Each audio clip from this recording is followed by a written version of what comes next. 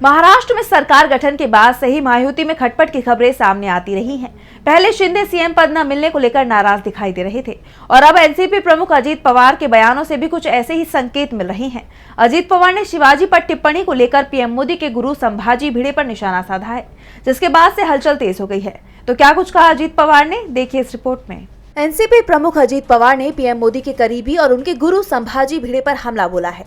उप मुख्यमंत्री अजीत पवार ने निशाना साधते हुए कहा कि शिवाजी महाराज के स्वराज्य में सभी धर्मों और जातियों के लोग शामिल थे।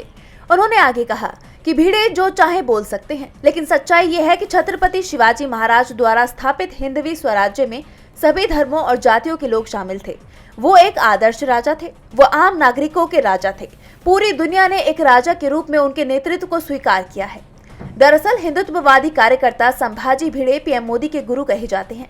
2014 में लोकसभा चुनाव प्रचार के दौरान नरेंद्र मोदी की मुलाकात संभाजी भिड़े से महाराष्ट्र के रायगढ़ किले पर हुई थी। इस दौरान प्रधानमंत्री ने मंच से संभाजी भिड़े की प्रशंसा की थी। मोदी ने भिड़े के बारे में कहा था कि मैं भिड़े गुरुजी का बहुत आभारी हूँ, क्योंकि उन्होंने मुझे निमंत्रण नहीं दिया बल्कि उन्होंने मुझे हुक्म दिया था। अब उन्हीं संभाजी भिड़े ने यह दावा किया था कि छत्रपति शिवाजी महाराज के स्वराज्य में सभी धर्मों के लोग नहीं थे, वो सभी धर्मों को शामिल नहीं करते थे। उन्होंने और छत्रपति संभाजी महाराज ने हिंदवी स्वराज्य के विचार को आगे बढ़ाया, जो शाहजी राज्य का विचार था।